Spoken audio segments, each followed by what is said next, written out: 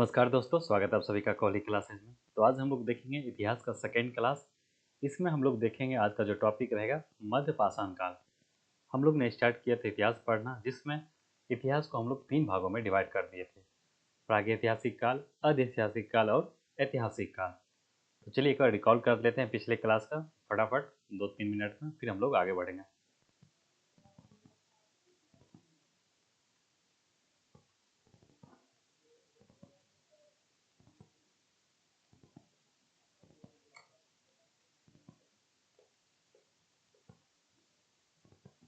देखिए, हम लोग ने पढ़ा था प्रागैतिहासिक काल, और प्रागैतिहासिक काल में डिवाइड कर दिए थे कितने, दो भागों में।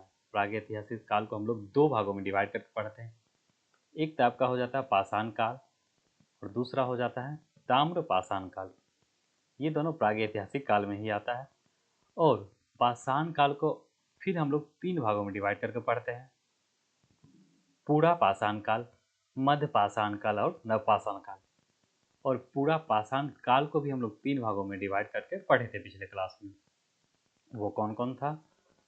निम्न पूरा पाषाण काल, मध्य पूरा पाषाण काल और उच्च पूरा पाषाण काल। ये तीनों हम लोग ने यहाँ तक डिस्कस कर लिए थे। आगे अब हम लोग देखेंगे मध्य पाषाण काल। आज का जो हमारा रहेगा टॉपिक मध्य पाषाण काल रहेगा। फिर नव पाषाण काल देखेंगे और ताम्र पाषाण काल। देखते हैं आज कंप्लीट होता है कि नहीं ताम्र पाषाण काल तक। चलिए, अगर आप लोग इस चैनल पर नए हैं तो फटाफट चैनल को जरूर सब्सक्राइब कर ले, वीडियो को लाइक करें, अपने दोस्तों को भी शेयर करें। सबसे पहले हम लोग ने देखा था कि इतिहास के जनक किसे कहते हैं, हेरोडोटस। ये सब तो कॉमन सी क्वेश्चन हो गए, इसे देख लिया था। इतिहास को तीन भागों में हम लोग डिवाइड किए थे भारत के संदर्भ में अगर पढ़ेंगे तो। ये देखिए, है ना, पाषाण काल को तीन भाग में डिवाइड किया गया था। प्रागैतिहासिक काल को दो भाग में, पाषाण काल और ताम्र पाषाण काल। फिर पाषाण काल को तीन भाग में। और स्टोन एज अर्थात पाषाण काल में क्या क्या हुआ था इस समय, तो देखा जाए इस समय जो मोटा मोटा इस समय जो हुआ था, जो आदि मानव था वो धीरे धीरे ज्ञानी मानव की तरफ बढ़ रहा था इसी टाइम पीरियड में। तो आदि मानव का जो विकास हो रहा था एक क्रमबद्ध तरीके से, किस तरह वो आदि मानव से ज्ञानी मानव की ओर बढ़ रहा था, होमो सैपियंस की तरफ बढ़ रहा था, ये सब हम लोग डिस्कस कर लिए थे। फिर आगे हम लोग देखे थे जो मानव के जो आदि पूर्वज है उसका क्या नाम है, ऑस्ट्रेलियोपिथेकस। तो मानव के जो आदि पूर्वज है उसका नाम है ऑस्ट्रेलियोपिथेकस नाम था। और रामापिथेकस जो भारत में पहला साक्ष्य मिला है वो शिवालिक की श्रेणी में मिला था। ये सब हम लोग देखे थे। फिर और दूसरा देखे थे, मानव का जो पहला प्रमाण मिला है विश्व के संदर्भ में, वर्ल्ड में, वो दक्षिण अफ्रीका से प्राप्त हुआ था।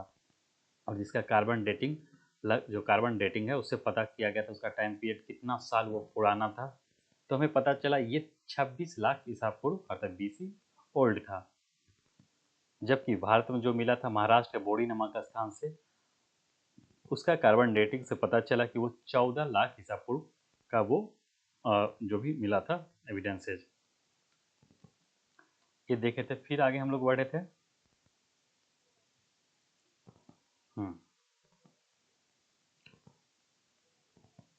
फिर पूरा पाषाण काल को हम लोग तीन भाग में पढ़े थे। और जो पूरा पाषाण काल की जो सबसे बड़ी उपलब्धि रहा उस समय क्या था, वो मानव को आग मिल गया था, आग का आविष्कार कर चुका था। ये हो गया आपका पूरा पाषाण काल। ये देखिए भीमबेटका की चित्र जो बना हुआ था गुफा में, चित्र आदि मानव द्वारा बनाया गया था। ये सब स्टोन एज का ही बना एविडेंसेस है।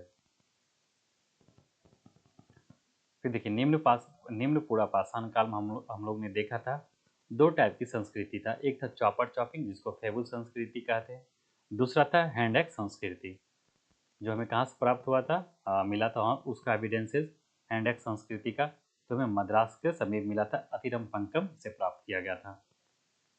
और इसलिए इसे मद्रास संस्कृति भी कहा जाता है। फिर मध्य पूरा पाषाण काल में हम लोग देखे थे। तो पाषाण काल को हम लोग डिवाइड कर दिए थे तीन भाग में: निम्न पूरा पाषाण काल, मध्य पूरा पाषाण काल और उच्च पूरा पाषाण। तो मध्य पूरा पाषाण काल के क्या थे इंपॉर्टेंस, तो इस समय थोड़ा सा क्या हो गया, जो उसका जो पत्थर था और जो औजार था थोड़ा सा फलकदार ब्लेड की तरह होते गया। और साथ ही साथ मध्यपुरा पाषाण काल में ही कुत्ते को पालतू जानवर बनाया गया और साथ ही श्रृंगार संसाधनों का भी प्रयोग किया जा रहा था। इसी समय से स्टार्ट हो गया था मध्यपुरा पाषाण काल से। और बटिकस्म उद्योग का भी यहीं पे निर्माण हो चुका था। आगे बढ़ेंगे, फिर आगे हम लोग ने देखा था उच्चपुरा पाषाण काल।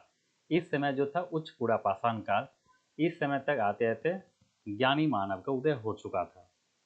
तो प्रागैतिहासिक काल के जो हम लोग देख रहे थे, प्रागैतिहासिक काल के स्टोन एज अर्थात पाषाण काल का जो अंतिम चरण था उच्चपुरा पाषाण काल। पाषाण काल का जो पहला क्या था, पूरा पाषाण काल, और उस पूरा पाषाण काल के जो अंतिम चरण था उच्चपुरा पाषाण काल, उस समय ज्ञानी मानव का उदय हो चुका था। चकमक उद्योग अर्थात उस समय बहुत सारा उसका जो औजार मिले थे वो काफ़ी चमकीला, धारदार, इस टाइप का काफ़ी चकमक था। और श्रृंगार वगैरह भी उसमें यूज होने लग गया था। और इस युग के जो ब्लेड की तरह क्या था, जो उसका उपकरण था, जो औजार था, वो काफ़ी ब्लेड की तरह धारदार था। उच्चपुरा पाषाण मतलब कुल मिला के यहाँ आते आते जो था काफ़ी ज़्यादा उसमें विकसित देखने को मिला, काफ़ी डेवलप उसका जो औजार था, जो यूज़ किया करता था वेपन्स, वो सब काफ़ी एकदम डेवलप हो चुका, काफ़ी एकदम। फिर हम लोग ने देखा था, बस आज हमें कंटिन्यू करना है मध्य पाषाण काल से। तो हम लोग आज देखेंगे मध्य पाषाण काल। चलिए स्टार्ट करते, देखते हैं मध्य पाषाण काल के बारे में। तो देखिए इस काल के बारे में जो हमें जानकारी मिला है वो किसके द्वारा, तो लॉर्ड जो सर्वप्रथम हमें जो दिया था जानकारी, लॉर्ड कर्साइल ने 1867 में हमें जानकारी प्रस्तुत किया था। लॉर्ड कर्साइल ने किसके बारे में, तो मध्य पाषाण काल के बारे में। और इस समय शिकारी जीवन जो पहले से चल आ रहा था और अंतिम समय में पशुपालन भी जुड़ गया। तो मध्य पाषाण काल के एज में अर्थात मध्य पाषाण काल में जो आदि मानव पहले से शिकार करते आ रहा था, खेटक करते आ रहा था, और इस समय आते आते उसने पशुपालन करना भी शुरू कर दिया। एक तो ये इंपॉर्टेंस यहाँ से टर्म मिल गया हमें मध्य पाषाण काल से। तो मध्य पाषाण काल से हमें क्या सबसे महत्वपूर्ण जानकारी मिली, तो हमें जानकारी मिली कि इस समय जो आदि मानव है वो पशुपालन भी करना शुरू कर दिया था। और साथ ही साथ इस समय जो हथियार है वो धारदार बनाए जाने लगे। हम लोग ने पहले भी देख चुके थे, पहले देखा था, बता दिया था आपको कि उसका जैसे जैसे ह्यूमन डेवलप होते जा रहा था उसका हथियार में भी काफ़ी डेवलप देखने को मिल रहा था। वो आगे जाते और धारदार होते जाएगा। यह पूरा पाषाण काल का बाद का काल था। सही बात है, पूरा पाषाण काल के बाद ही तो आएगा इधर आपका मध्य पाषाण काल। इस समय मानव के हथियार काफ़ी छोटे थे, इसलिए इसे माइक्रोलिथ कहते हैं। तो इस समय जो मानव का जो हथियार था वो काफ़ी छोटा हुआ करता था, इसलिए इसे माइक्रोलिथ कहते हैं। और इस समय के मानव के जो सबसे प्रमुख कार्य, एक और कार्य मिला, जो एक इम्पोर्टेंस कार्य देखने को मिला, एविडेंसेस देखने को मिला मध्य पाषाण काल के अंत्येष्टि अर्थात अंतिम संस्कार। तो मध्य पाषाण काल में जो आदि मानव है वो अंतिम संस्कार भी करने लगे। अपने पूर्वजों जो उनके मर जाते थे लोगों को, उनका अंतिम संस्कार किया करते थे। तो एक हमें ये जानकारी सबसे महत्वपूर्ण यहाँ से मिला पाषाण काल के। पहला, पशुपालन इंट्रोड्यूस हो गया यहाँ पे। दूसरा कि अंतिम संस्कार भी यहाँ होने लगा। और इसके एविडेंसेस हमें कहाँ से मिले, तो देखिए कश्मीर के बुर्ज होम से मानव के साथ कुत्ते को भी दफनाने का साक्ष्य मिला है। तो कश्मीर में जो बुर्ज होम एक जगह है मध्य पाषाण काल अर्थात पाषाण काल प्रागैतिहासिक काल का, वहाँ से हमें जो इंसान के साथ कुत्ते को भी दफनाने का भी हमें देखने को मिला वहाँ से एविडेंसेस। क्यों, इंसान के साथ कुत्ते को भी दफन कर दिया जा रहा था। और इस काल में मानव के अस्थिर पंजे का जो सबसे पहला अवशेष मिला हमें उत्तर प्रदेश के सराय नहर तथा महदहा नामक स्थान से प्राप्त हुआ। तो इस काल में मानव के जो स्थिर पंजर का जो सबसे पहला अवशेष मिला है हमें उत्तर प्रदेश यूपी के सराय नहर तथा महदहा नामक स्थान से प्राप्त हुआ है। चलिए आगे बढ़ते हैं।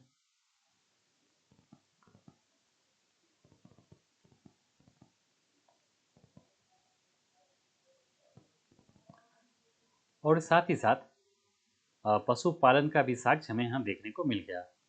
ये तो हम लोग देख लेते डिस्कस। और कहाँ से मिला इसका साक्ष्य, तो पशुपालन का जो हमें साक्ष्य मिला, एविडेंसेस मिला, वो मिला बागोर और आदमगढ़। बागोर कहाँ है, राजस्थान में, और आदमगढ़ मध्य प्रदेश। तो बागोर और आदमगढ़ से हमें पशुपालन का भी साक्ष्य मिला है। और साथ ही साथ भीमबेटका जो मध्य प्रदेश में स्थित है, रायसेन में, वहाँ से हमें काफ़ी संख्या में शैल आश्रय गुफा का मतलब गुफा घर मिला है। कहाँ? भीमबेटका में। और हम लोग ने देखा था भीमबेटका को यूनेस्को के विश्व धरोहर सूची में भी शामिल किया गया है। चलते आगे बढ़ते हैं।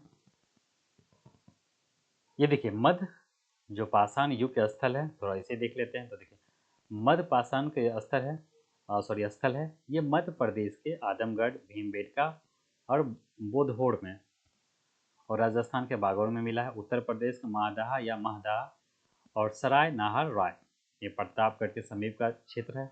और एक बिहार का भी क्षेत्र है पायसरा पायसरा पायसरा ये मुंगेर के समीप एक क्षेत्र है, मध्य पाषाण काल का स्थल, इसे भी ध्यान रखिएगा। चलिए अब हम लोग देखेंगे नवपाषाण काल। तो अब हम लोग पहुंच गए हैं पाषाण काल का अर्थात स्टोन एज का जो अंतिम फेज था, अंतिम काल नवपाषाण काल, नियोलिथिक युग। और इस समय को कहते हैं खाद्य उत्पादक का समय। मतलब इस समय आते आते जो आदि मानव वो कृषि करना शुरू कर दिया। अगर कृषि करना शुरू करेगा, कहीं भी अगर कुछ लगा दिया, मतलब रोप दिया, हम लोग अपने भाषा में बोले तो, अगर मान लीजिए कोई फसल वहाँ पे उसने लगा दिया, तो उसको देख रेख करने के लिए उसको एक जगह पर रहना पड़ेगा। तो एक जगह रहने के लिए फिर वहाँ से स्टार्ट हो जाता है वो लोग घर बना के रहना, अर्थात अस्थाई आवास बना के रहना उसने शुरू कर दिया। किस समय आते आते? तो नवपाषाण काल में, नियोलिथिक युग में। ये सबसे एक महत्वपूर्ण घटना यहाँ का रहा।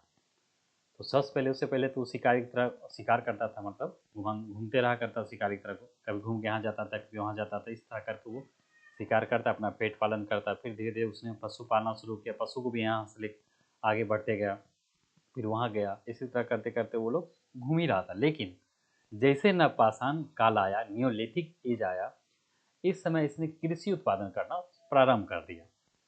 तो हमें इसकी जो जानकारी प्राप्त होती है नवपाषाण कालीन के बारे में, तो कौन दिया था? तो जॉन लुवाक ने दिया। तो देखिए इस काल के बारे में सर्वप्रथम जो जानकारी हमें दिया है वो सर जॉन लुवाक ने दिया। और कब? 1865 ईस्वी में प्रस्तुत किया। और इस काल में मानव ने अस्थाई आवास बना लिया था। और इस काल में मानव अपना अस्थाई आवास बना लिया था। साथ ही कृषि तथा पशुपालन भी प्रारंभ कर दिया। पशुपालन तो उसका पहले से चला आ रहा था, मध्यपाषाण काल से ही। लेकिन नवपाषाण काल में आते आते इसने कृषि भी प्रारंभ कर दिया। और साथ ही साथ मानव ने इस काल में पहिया तथा मनका अर्थात घड़ा का भी खोज कर ली थी। तो पहिया का भी यहीं पे खोज किया गया था। और कर्नाटक के मैसूर के पास संगल कुल्लू नामक स्थान, जो नवपाषाण कालीन पुरा स्थल, वहाँ से हमें राख के टीले प्राप्त हुआ है। तो कर्नाटक के मैसूर के पास संगल कल्लू नामक स्थान से हमें नवपाषाण कालीन स्थल मिला है। वहाँ जो हमें प्राप्त हुआ है एविडेंसेज, वो राख का एक टीला था। और पशुपालन का जो साक्ष्य हम लोग ने देखा था, पशुपालन का साक्ष्य मिल गया था कहाँ? आदमगढ़ जो मध्य प्रदेश और बागौर राजस्थान है, वहाँ से हमें पशुपालन का साक्ष्य मिला था। और मानव क्या था मानव के द्वारा जो पहला जो पालतू जो जानवर बनाया गया था, किसे? कुत्ता को बनाया गया था। ये सब हम लोग पीछे देख चुके हैं। चलिए थोड़ा सा आगे डिस्कस कर लेते हैं कुछ प्रमुख स्थल है उससे संबंधित कुछ फैक्ट। तो देखिए मेहरगढ़ कहाँ है? ये पाकिस्तान के बलूचिस्तान प्रांत में स्थित है। यहाँ से सर्वप्रथम 7000 ईसा पूर्व का जो सुलेमान और 7000 ईसा पूर्व के कृषि के साक्ष्य मिले, जो कहाँ है? ये सुलेमान और किरथर पहाड़ियों के बीच स्थित एक जगह है। वहाँ से हमें क्या मिला है? कृषि के साक्ष्य मिला है, जो जौ एवं गेहूं का है। तो जो हमें कृषि एग्रीकल्चर का जो हमें एविडेंसेस मिले हैं, वो कौन सा था? वो जौ और गेहूं था, 7000 ईसा पूर्व का था। दूसरा है बुर्जहोम, कश्मीर में, या कश्मीर में अवस्थित है। यहाँ से गर्तावास गड्ढा घर प्रमाण मिला है। और यहाँ मालिक के साथ कुत्ते को दफनाने का साक्ष्य मिला। ठीक है। गुफकराल, यहाँ से हमें क्या मिला है? यहाँ से हमें मृदभान मिट्टी के बर्तन प्राप्त हुए हैं। चलिए आगे बढ़ते हैं।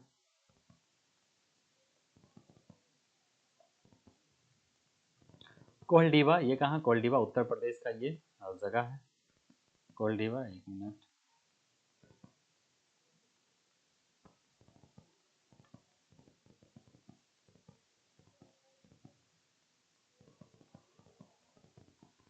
तो देखिए कोल्डिवा या उत्तर प्रदेश के बेलन घाटी में स्थित है।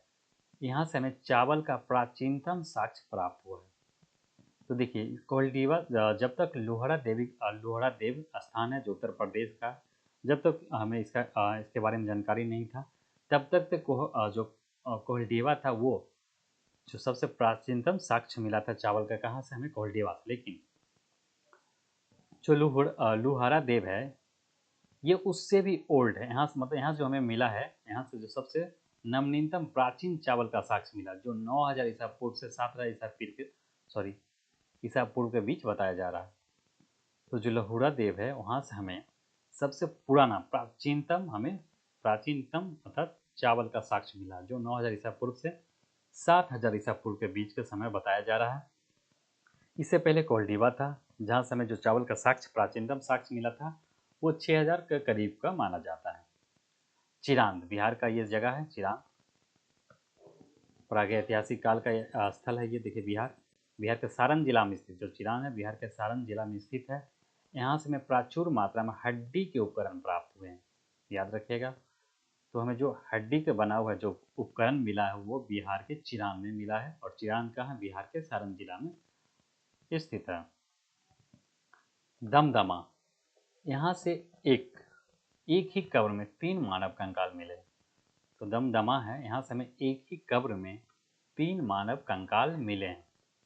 ठीक है, चलिए थोड़ा सा विविध तथ्य में आ जाते हैं। इस काल में सर्वप्रथम पहिया का आविष्कार हो चुका था। बिल्कुल सही बात है, नवपाषाण काल आते आते पहिया का आविष्कार हो चुका था। और इसका सर्वप्रथम प्रयोग मृद भांड बनाने वाले चाक के रूप में किया गया। तो मिट्टी के जो बर्तन बनाया जा रहा था उसको बनाने को लेकर इसका यूज किया गया था, उस चक्के को, पहिए को। और इस काल में सर्वप्रथम सान का आविष्कार हो चुका था, और सर्वप्रथम कुत्ते को भी पालतू बनाया गया। ये तो पूरा पाषाण काल से संबंधित हो गया आपका। पाषाण काल में कुत्ते को पालतू जानवर बनाया गया था। और पाषाण काल का भी प्रथम जो फेज था हम लोग ने देखा था, उसमें निम्न पाषाण काल में सर्वप्रथम नर्मदा नदी घाटी में मानव का जीवाश्म मिला था। तो सर्वप्रथम जो हमें जानकारी मिला वो नर्मदा नदी घाटी से हमें जीवाश्म प्राप्त हुआ था। और इस काल के जो प्रमुख औजार पत्थर की कुल्हाड़ी थी। तो पत्थर की कुल्हाड़ी सर्वप्रथम औजार थी इस काल की। और साथ ही हड्डी का भी औजार बनाने लगे थे आते आते। हड्डी का औजार बन रहा था कहाँ पे? और सबसे ज़्यादा जो हड्डी का औजार मिला था वो हमें बिहार के चिरांद में मिला था काफ़ी मात्रा में। चलिए आगे बढ़ते हैं।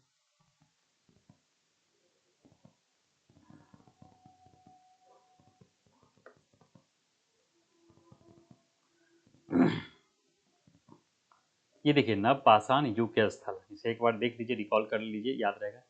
उत्तर पश्चिम भारत, तो उत्तर पश्चिम भारत में बलूचिस्तान हो गया। उत्तरी सिंधु प्रणाली, जलीलपुर, सरायखोला, जो मेहरगढ़, जो बलूचिस्तान में एक तो आपका होगा जलीलपुर, मेहरगढ़, किली गुलाम मोहम्मद, ये सब पाकिस्तान का कुछ एरिया है। और कश्मीर में देखिए बुर्ज होम हो गया, गुफा कराल हो गया, ये सब जगह है आपका कश्मीर का, झेलम घाटी की तरफ। और उत्तर भारत में अगर बात करें, उत्तरी भारत में, तो देखिए उत्तरी भारत में उत्तर प्रदेश, यहाँ से कोल्डिवा से मिला है जो प्राचीनतम साक्ष्य, उससे भी एक मिला था लोहड़ा देव। इसमें एक और इसमें ऐड किया जाएगा, ये ओल्ड वर्जन का दिया गया है, एक यहाँ पे और ऐड हो जाएगा लोहड़ा देव, जहाँ से हमें सबसे प्राचीनतम अर्थात नवनीतम साक्ष्य मिला है, जहाँ से हमें ये मिला है सबसे प्राचीनतम चावल का एविडेंस मिला जो 9000 ईसा पूर्व के करीब था, 7000 बीच, 9000 से 7000 के बीच। और देखिए बिहार के चिरांद हो गया, सेनुवार, ये दो जगह से हमें पाषाणकालीन कुछ एविडेंसेस मिले, चिरांद से हमें मिले हैं हड्डियों का बहुत सारा औजार। और पूर्वी भारत में पश्चिम बंगाल हो गया, असम का ये सब एरिया हो गया। और देखिए प्रायद्वीपीय भारत, इसे एक बार आप लोग रिकॉल कर लीजिएगा, देख लीजिएगा, नोट कर लीजिएगा, ये आपको काफ़ी काम आने वाला है। चलिए आगे बढ़ते हैं। साथ ही देख लीजिए एक ही जगह इसको रख कर दिया गया है। देखिए बुर्जोम कश्मीर में श्रीनगर स्थित झील के किनारे गर्तावास गड्ढे का प्रमाण मिला है कब 1935 ईस्वी में। किसके द्वारा? डी टेरा के द्वारा। इसे आप जूम करके देखिएगा तो अच्छा पता चलेगा। तो डी टेरा से पीटरसन द्वारा खोजा गया। यहाँ के लोग खेती से परिचित थे और यहाँ कब्रों में मालिक के साथ कुत्ते को दफनाने का साक्ष्य प्राप्त हुआ था। तो एक बार इसे पूरा रिकॉल कर लीजिएगा, काफी इंपॉर्टेंट है ये। फिर देखिए एक और ये, अब हम लोग आ जाते हैं थोड़ा सा ताम्रपाषाण काल में। तो हम लोग ने कंप्लीट कर लिया जो पाषाण काल था, स्टोन एज। अब हम लोग ताम्रपाषाण काल देखेंगे, चालकोलिथिक पीरियड। चलिए इसे देखते हैं।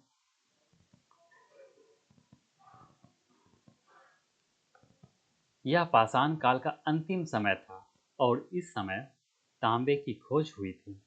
तो ताम्रपाषाण काल में क्या हो गया? तांबे की खोज हो गया, जिसके कारण का नाम भी ताम्रपाषाण काल रख दिया, जिस कारण औद्योगिकीकरण शुरू हो गया। इस समय आते आते औद्योगिकीकरण शुरू हो गया था। इसी औद्योगिकीकरण के विकास रूप जो है, विकसित रूप है, वो सिंधु सभ्यता। तो इसी औद्योगिकीकरण का जो सबसे विकसित रूप है वो सिंधु घाटी सभ्यता में देखने को मिलता है। तो स्टार्ट जो औद्योगिकीकरण हो गया था वो ताम्रपाषाण काल में ही हो गया था, लेकिन जब सबसे विकसित जो चरम रूप था वो सिंधु सभ्यता का था। ताम्रपाषाण काल के लोग मुख्यतः ग्रामीण समुदाय बनाकर रहते थे। तो देखिए सबसे इम्पोर्टेंट यहाँ पॉइंट निकला, औद्योगिकीकरण जो हमें पाषाण काल में जो हमें मिला है वो ताम्रपाषाण काल में मिला है। और उस समय जो लोग थे प्रमुखतः वो ग्रामीण समुदाय में रहते थे। लेकिन जब हम लोग सिंधु घाटी सभ्यता पढ़ेंगे तो उस समय जो सिंधु घाटी सभ्यता के लोग थे वे लोग रूलर थे, अर्बन नहीं थे। सॉरी, अर्बन था, अर्बन मतलब नगरीय, नगर में रहते थे, मिस्टेक हो गया, उल्टा बोल दिया। वो लोग नगर में रहते थे जबकि ये लोग ग्रामीण में, रूरल में रहते थे। और आहार एवं गिलुंद पुरास्थल राजस्थान के बानस घाटी क्षेत्र में फैले हुए ताम्रपाषाण कालीन बस्ती है। तो आहार एक जगह है और गिलुंद जो राजस्थान का है, ये बनारस कहते, बनास घाटी क्षेत्र में फैला हुआ एक ताम्रपाषाण कालीन बस्तियां हैं। आहार का प्राचीन नाम, तो जो आहार का जो प्राचीन नाम है वह ताम्बती अर्थात तांबे वाली जगह है। मालवा मृदभांड ताम्रपाषाण कालीन युग का सर्वोत्तम मृदभांड माना गया है। तो मालवा जो मृदभांड है वो ताम्रपाषाण कालीन का सबसे सर्वोत्तम मृदभांड था। और बिहार में सेनुवार अर्थात सोनपुर व ताराडी तथा पूर्वी उत्तर प्रदेश में खेराडी और नरहन ताम्रपाषाण कालीन जगह है। तो बिहार का हो गया सेनुवार, सोनपुर और ताराडी तथा पूर्वी उत्तर प्रदेश में खेराडी है जो नरहन की जगह, खेराडी और नरहन ये ताम्रपाषाण कालीन जगह है। महिषदल पश्चिम बंगाल का ताम्रपाषाण कालीन बस्तियां हैं। तो महिषदल ताम्रपाषाण कालीन एक स्थल है जो पश्चिम बंगाल में है। नावदा टोली मध्य प्रदेश का एक महत्वपूर्ण ताम्रपाषाण कालीन पुरास्थल है। जो नावदा टोली वो मध्य प्रदेश का एक महत्वपूर्ण ताम्रपाषाण कालीन पुरास्थल है, जिसका उत्खनन HD संकालिया ने कराया था। तो नावदा टोली का जो उत्खनन किसने करवाया? HD संकालिया ने करवाया था। इनाम गांव एक और आ जाता है, ये सब इंपॉर्टेंट है, एक बार इसे देख लीजिएगा बस, सही रहेगा। इनाम गांव ताम्रपाषाण कालीन युग की सबसे बड़ी बस्ती है। तो यहाँ से ये पॉइंट मिला हमें, जो ताम्रपाषाण कालीन की जो सबसे बड़ी बस्ती हमें मिला है उसका क्या नाम है? इनाम गांव। इनाम गांव। यहाँ के लोग विशेषकर मातृ देवी की पूजा करते थे। यहाँ के लोग विशेषकर किसे पूजा करते थे? ताम्रपाषाण कालीन के लोग मातृ देवी की, इनाम गांव की। चलते आगे बढ़ते हैं।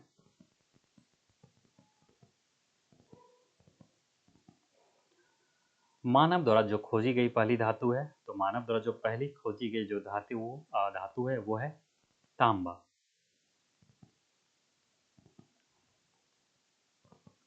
बच्चों के गले में तांबे के मनके का हार पहनाकर उन्हें दफनाने का जो साक्ष्य मिला हुआ है हमें महाराष्ट्र के चंदौली और नेवासा बस्तियों में पाया गया है।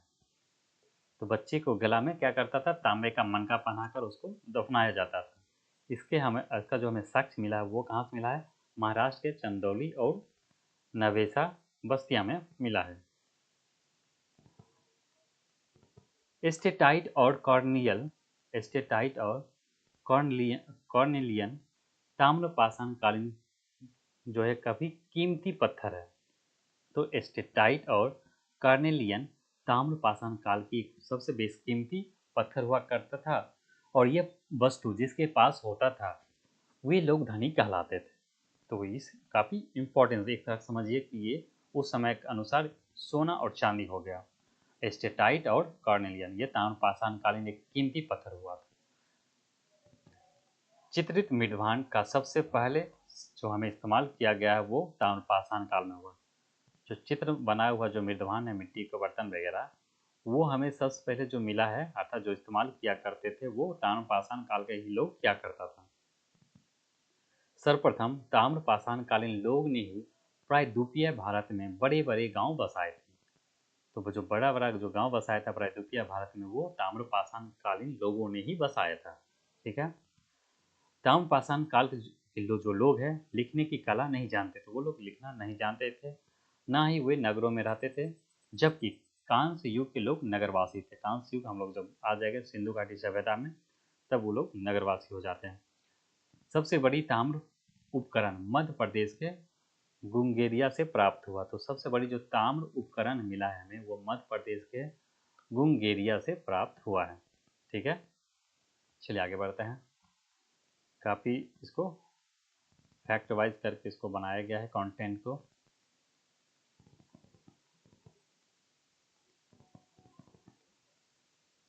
आगे बढ़ते हैं, थोड़ा सा और देख लेते हैं।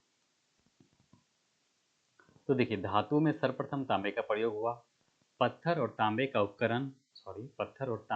उपकरणों का साथ साथ प्रयोग होने के कारण इस संस्कृति को ताम्रपाषाणिक काल कहते हैं। तो इसको ताम्रपाषाण काल क्यों कहा गया, इस समय क्या था, पत्थर के साथ साथ तांबा का भी यूज करने लगा। तो इस समय के जो लोग थे वो तांबे के साथ साथ क्या यूज कर रहे थे, तो पत्थर अर्थात पत्थर के साथ तांबा का भी यूज करने लग गए अपने उपकरणों में। इसलिए इसको ताम्रपाषाण कालीन अर्थात चाल्कोलिथिक एज कहते हैं। चाल्कोलिथिक लिथिक आपको हम लोग स्टोनेज में ही देखे थे, स्टोनेज पत्थर का यूज हो रहा था, यहाँ आते थे चालकों में, यहाँ पे यूज होने लगा तांबा का। और ताम्रपाषाण युग के लोग अधिकांशतः पत्थर और तांबे की बनी वस्तु का ही प्रयोग करते थे। भारत में ताम्रपाषाण कालीन अवस्था की बस्तियां दक्षिण पूर्वी भारत में पाई गई है। तो देखिए भारत में ताम्रपाषाण कालीन अवस्था की जो बस्तियां हैं वो दक्षिण पूर्वी भारत में पाई गई है, जिसमें दक्षिण पूर्वी राजस्थान वहाँ का जो था आहार और गिलोन प्रमुख है। तो जो दक्षिण वहाँ है आपका जो दक्षिण पूर्वी जो एरिया है भारत का, वहाँ के राजस्थान के क्षेत्र के अंदर आहार और गिलुन दो प्रमुख जगह है। हमें वहाँ ताम्रपाषाण कालीन का यहाँ से मिला है एविडेंसेस।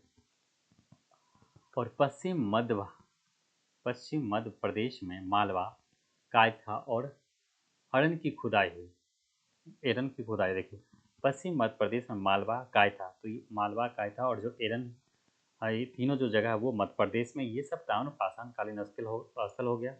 और सबसे जो विस्तृत उत्खनन हुआ वो पश्चिमी महाराष्ट्र में हुआ है, जिसमें जो प्रमुख पुरास्थल मिला वो अहमदनगर जिले में जौरबे, आप लोग ने सुना होगा जौरबे संस्कृति, गिलुंद आहार संस्कृति, तो ये सब आपको यहीं से देखने को मिलेगा। पुणे जिले में चंदौली, सोनगांव और इनाम गांव स्थित है, जबकि नासिक गोदावरी नदी की सहायक प्रवरा के बाएं तट पर स्थित एक पुरास्थल है। ये सभी पुरास्थल जौरवे संस्कृति से संबंधित है। देख लेते इसको एक शॉर्ट करके एक बार।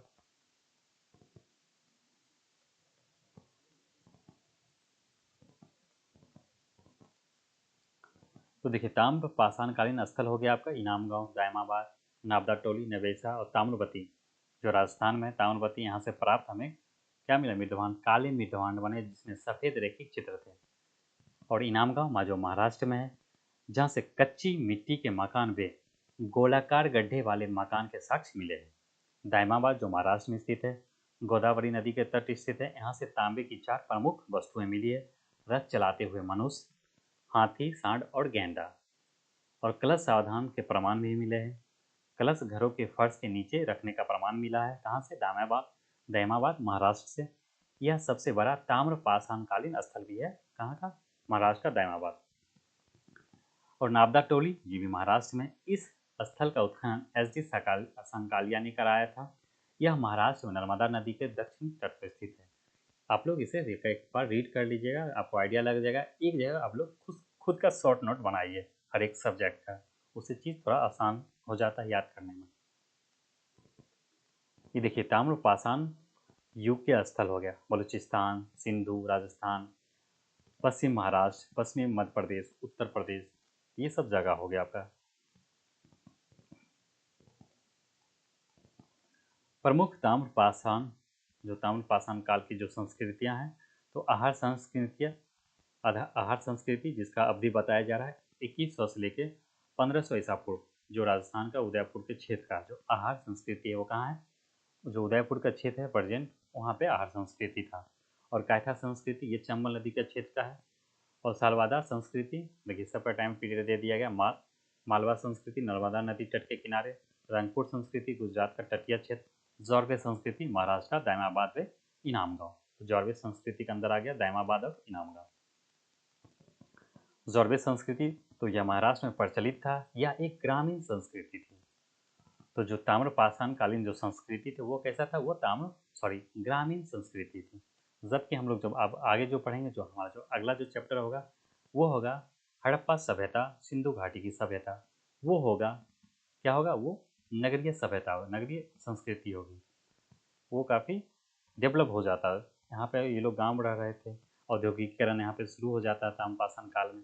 लेकिन जो चरम औद्योगिकीकरण का जो सबसे विकसित रूप देखने को मिला है वो हमें मिलेगा वहाँ पे कहाँ मिलेगा? सिंधु घाटी सभ्यता अर्थात हड़प्पा सभ्यता में। तो देखिए, चरवे संस्कृति यह महाराष्ट्र में प्रचलित थी।